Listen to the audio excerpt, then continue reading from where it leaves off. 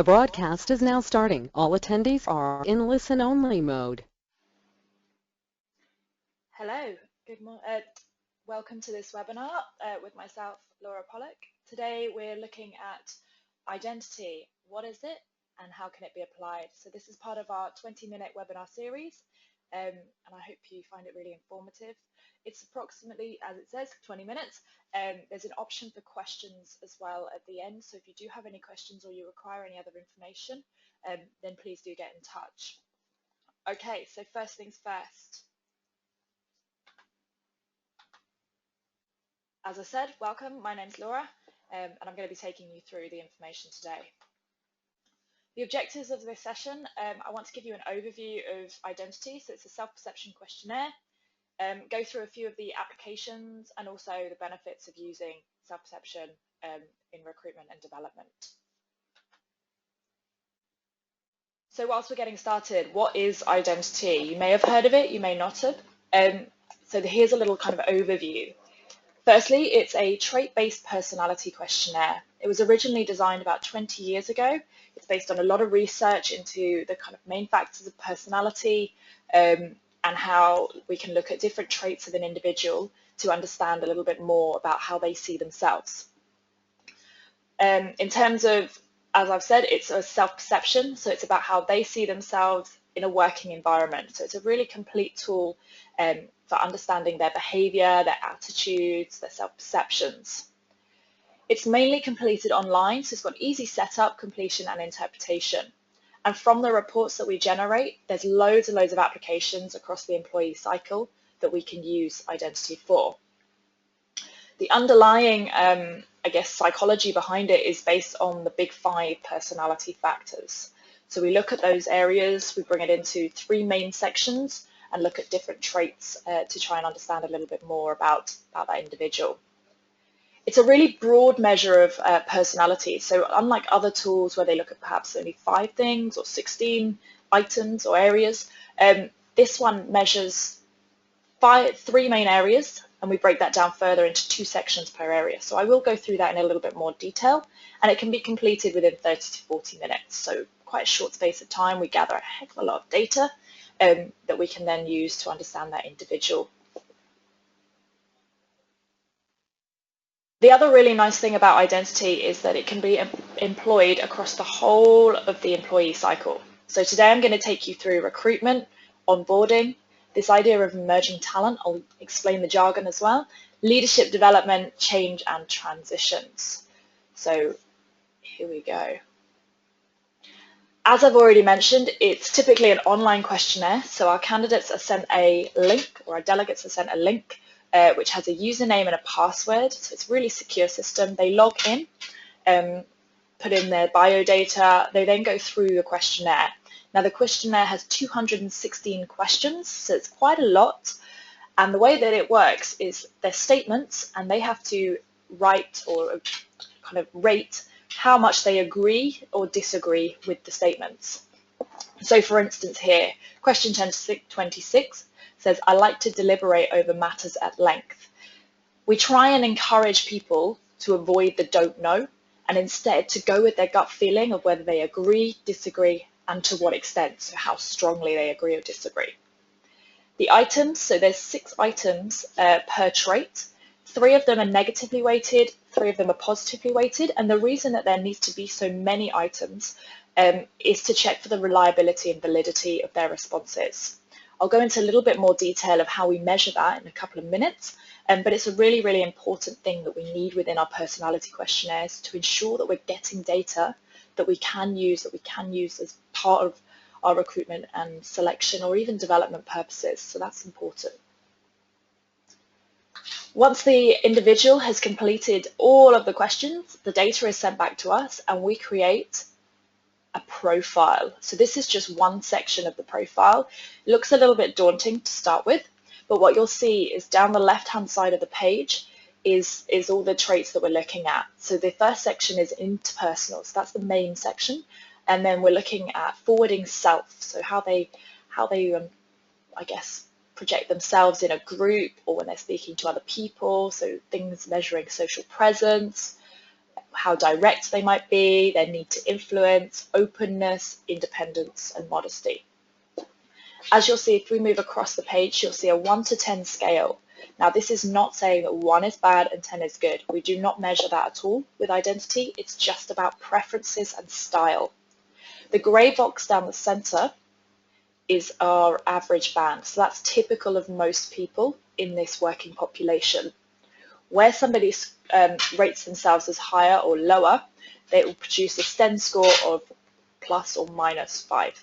So if they're, for instance, getting a STEM score of 9, as is shown here on social presence, it's suggesting that that person probably is quite gregarious and extrovert in groups, maybe more animated and lively and enjoys that sort of group environment.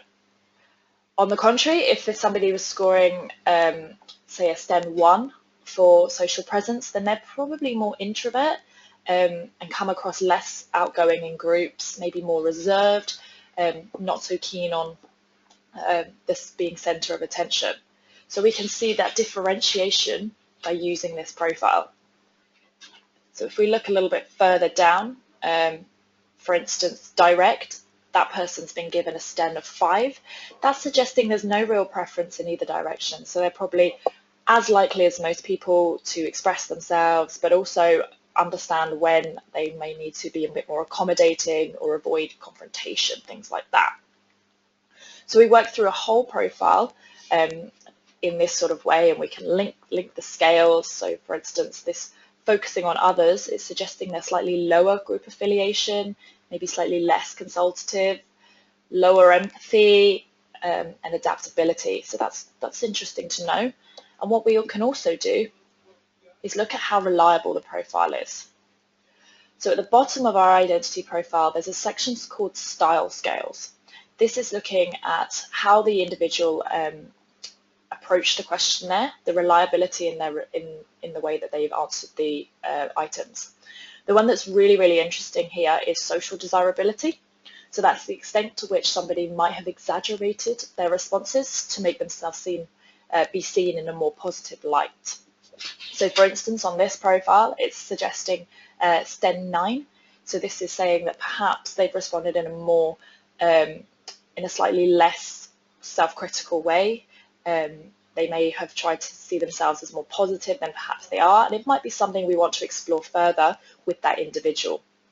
So the scales here, self-protecting, social desirability, self-reviewing and reflective, are a great way to try and understand how that person approached the questionnaire, and also when it feeds into the applications, which I'm going to take you through, of what we might need to be aware of.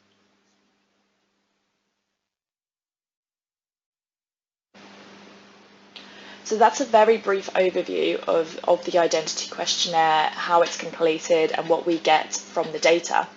The next section, because of the timing of this webinar, I want to take you through some of the applications. So if you are interested in finding out a little bit more about identity and how we set it up and get all the data, then do drop me an email and I can send you more data information about that. But we're going to move on to looking at this employee cycle and the first section of recruitment. So as I said, we've got that profile. What we can then do is create something, first of all, called a pre-interview report. Now this is great for recruitment and selection purposes, because what we do is we gather all that data, and rather than just giving somebody a profile, we can create a report that shows you areas that might be interesting to probe further. So as you can see on your screen now, this is our quick look summary from the report. The first line there says accuracy of response. So again, that's relating to those style scales I mentioned, and it's suggesting accurate, so there's no real worries here about how they've responded to the questionnaire. As we work down that image, you can see that there's a number of competencies. So for instance, negotiating skills and listening skills, customer facing skills, empathy skills, and these are the competencies that perhaps we're really keen to measure or find out a little bit more when we're doing interviewing. As we can see here, there's also these buttons that suggest, they say either further probing, okay, or strong. Ones that have further probing are suggesting that maybe that individual something's come up in their profile that suggests we might need to find out a little bit more with regards to that competency. So as you can see here, there's the reliability. And the really nice thing with identity, this is quite a standard pre-interview report. However, we can tailor them to organizations' own competencies, so or perhaps to certain roles or industry sectors, anything like that. We can use the profile because it's such a broad measure of personality. We can look at so much of the personality and how we can relate it to competencies necessary or really sufficient and important to our organizations. So this is just taking you through the example a little further. So that negotiating and skills came up with further probing.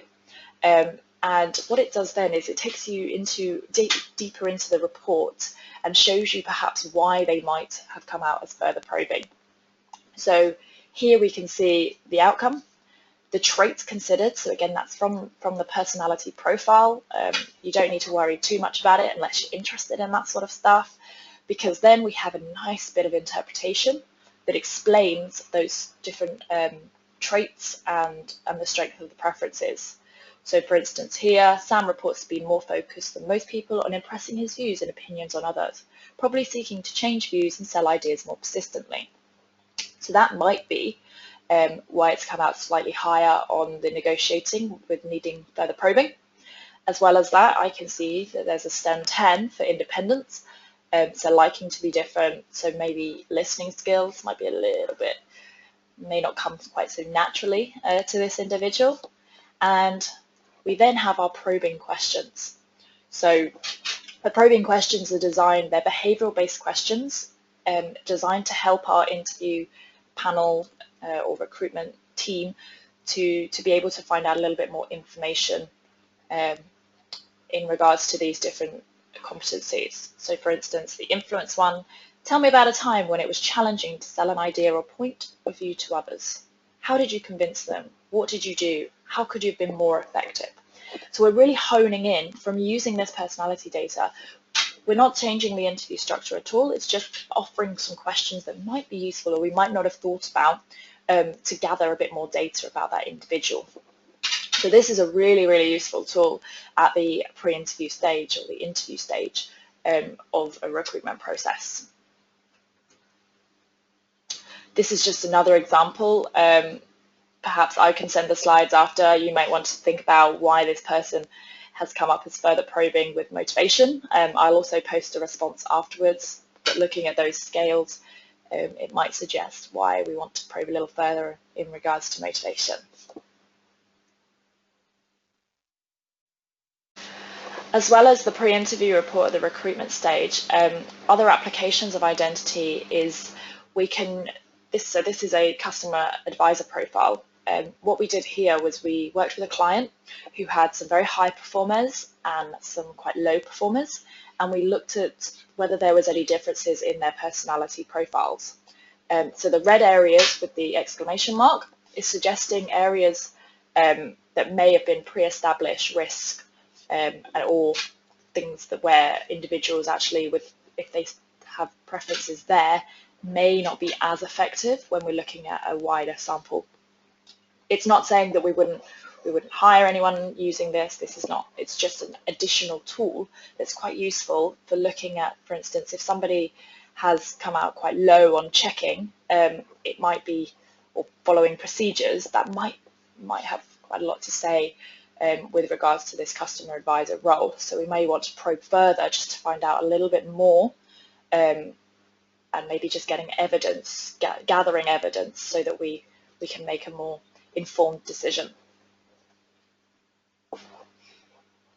Similar to that, we also use identity for risk profiling. So some of our clients are in quite safety or regulation industries. So it might be that individuals, we want to know whether they're likely to follow procedures or think ahead, like how systematic they might be. So we can generate reports that look at these different areas, so consulting, challenging, vigilance, problems, things like that, and just see whether that person is perhaps suggesting from their personality, their self-perception personality profile, that this could be an area of perhaps risk, or they might be a little bit more likely to avoid following rules, which could have a really, really detrimental effect. So we might want to use these types of tools to just find out a little bit more and explore with that person if that is really how they are, or whether they disagree. It's a good conversation starter to find that out.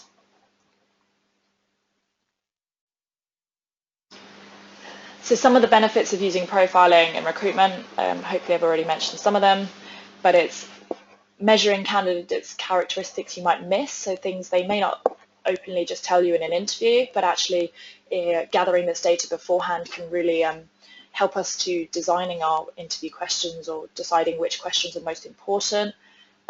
It's also a comprehensive, holistic assessment. So as I've said, it's hopefully reducing the risk of poor hires. Not making decisions based solely on a personality profile, though, that's not what we encourage at all, but actually just using it as another tool to gather some more information about that individual.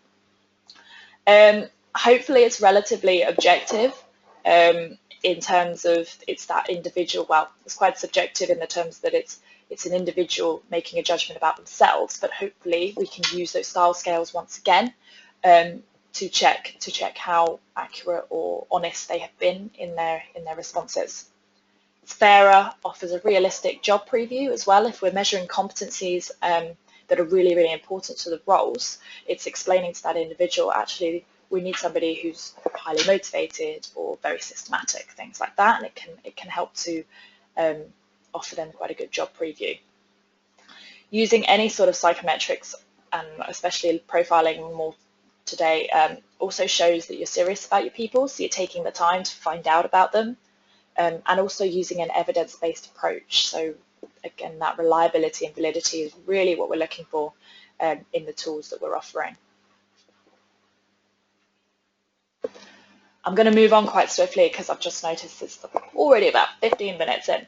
So some of the other psychometrics that we have, once we've decided who we would like to hire, we've also got psychometrics for onboarding. So this term onboarding is basically induction or integrating new starters. There's a slide there that shows why the onboarding process is important. I'm sure most of you are aware that successful inductions and onboarding increases engagement, longevity, performance, and hopefully leads to a better and a stronger relationship between the individual and the manager. The reports that Identity can offer through that, this is a really, I love this report. What it does is it takes their preferences and it rank orders them. So where they've got particularly strong preferences, so the very strong preferences and marked preferences. So that's anywhere outside of that grey area I showed you originally. And it's a really useful tool that the manager of the new starter can use, perhaps even before they start, just to understand how that individual likes to work, where their real strengths are, and also perhaps where their development areas might be. So for instance, here we've got higher independence. Perhaps Sam will need a greater level of autonomy and ownership in his own and leadership. Oh, I can't read that, sorry. He'll need ownership and responsibility for making key decisions. So that might be something we need to be aware of as well. If he's working in a team, it could have quite a big effect. This identity report includes looking at the different areas and also assessing when it might be an asset and when the style could have the potential to become quite negative. So for instance, when working on a task, it's suggesting that Sam may be seen as less engaged with the team's in tasks. This may perhaps be due to a preference for getting on with things alone rather than working with others. And if we're aware of that, then hopefully we can put development or kind of just mentoring and management in place to ensure that we look after that individual and develop them perhaps, or even just awareness around those preferences and styles.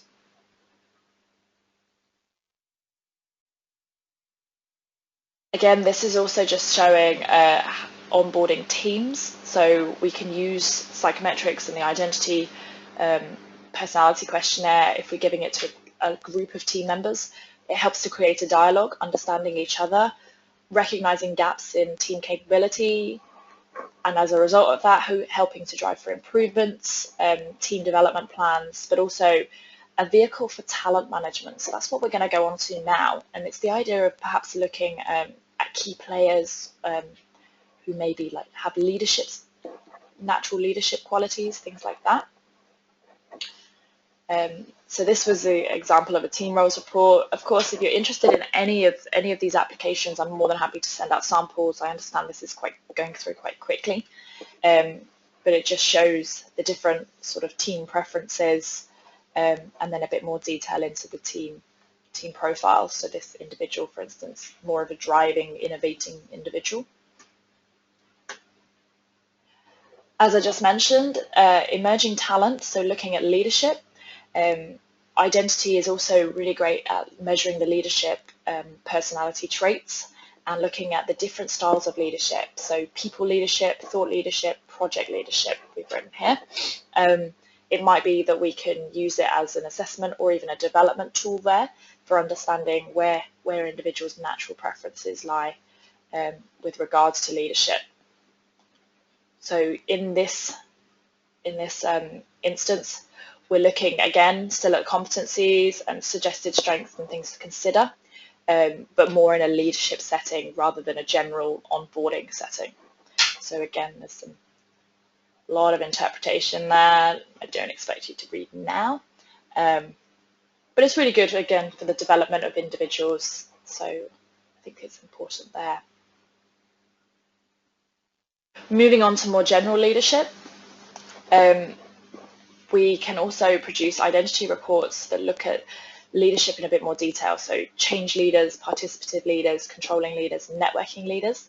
The traits can fit really nicely into measuring these different styles and offering development advice. Perhaps if there's an individual who's very much a controlling leader, they may need to become a little bit more participative or networking, and the leadership reports can help us to understand where that individual is currently, and perhaps also help with having that dialogue and that discussion of where they feel they need to develop based around their styles and preferences.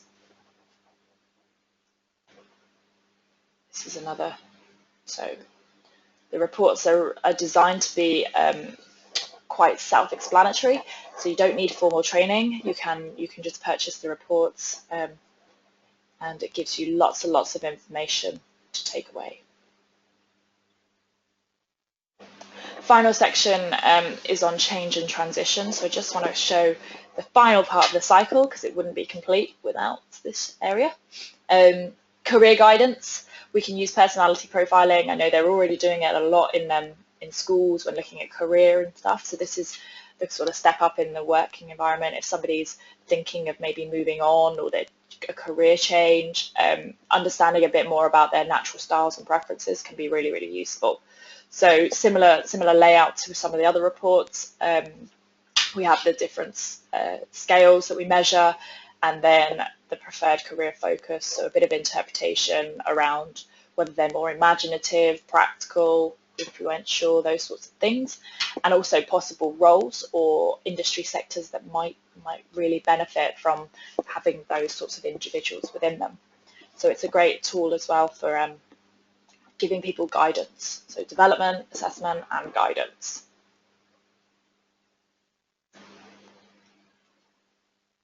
This is just another way that we also use some of the secondary scales, so secondary psychological models. So this is just showing that for some people it might be more left brain, right brain. People might be more visual than wanting to see it in big lines of STEM scores. And it just gives them a little bit more information again. So these are optional add-ons, I guess, if you use these types of reports, that we can generate young type, emotional intelligence aspects that we can add into reports. Okay, final section just on accessing psychometrics. So the profiles, I've obviously given you a heck of a lot of information, and I'm very conscious of the time, and I can talk for Britain. So if you are interested in finding out a little bit more, please feel free to contact me. If you've got any questions as well, do write them now. I will get back to them, probably not in this session, but I will email you directly. If you would like any samples as well, do let us know. I can send out samples of all the different reports we offer, a bit more information about how to use Identity. As well as that, there's loads of information on our Test and Assess website. So that will allow you to browse all the products, register, and also see some of the sample reports if you don't want me to email them. Final bit there is our level 2 training. So if you are really interested in this area and psychometric profiling, questionnaires, our level 2 training covers it in a lot of detail, so you'll understand how the tools are produced, all the reliability and validity, how to interpret raw profiles rather than just the computer-generated reports. And again, if you are interested in that, do just let me know and I can give you more information there. Final thing is the costs. We are offering, so our recruitment package, it's so the selection recruitment, we offer 3 reports for £65 total. So included in that is your pre-interview report, a feedback report, which I haven't gone over in this session, but it basically is an overview for the individuals that they can take away and explains where their preferences are, some strengths and some development or areas to be considerate of. And also the onboarding new starter report, perhaps for our successful hire. Other bureau reports, so things like the emerging talent report, career reports, we've got a comprehensive report, they're £65 per link. Or if you are trained to the BPS test user qualification, you can register for your own Identity account, which works out a little bit cheaper per link, between £30 and £40 depending on the volume that you're purchasing. So it's a nice cost-efficient, resource-effective tool as well, compared to lots of other tools that are out there. We offer the simple pay per link service. There's no annual license fee. There's no setup fees. You're literally just paying for the links and the reports that you get. So that recruitment package, you get all 3 reports as part of it. And as you can see from my diagram there, the reason that we're doing that is because we want to assess, onboard and develop our candidates rather than just kind of doing one aspect of that really important triangle. Okay. Additional benefits of using Identity. We offer branded reports, so rather than having Quest partnership on them, if you wanted to have your own organizations, logos, branding, we can do that. We can tailor them for that. As well as that, the bespoke competencies, as I mentioned earlier. So rather than the kind of standard competencies for different reports, if your organization has its own competencies, then we offer that as well. And as I've already just mentioned, your own accounts, so it makes it more cost effective if you are trained to the BPS level 2 qualification. You can have your own account, you don't need to come through us, you can set up people, generate as many reports as you need to, and it's a much more kind of self-service of using Identity.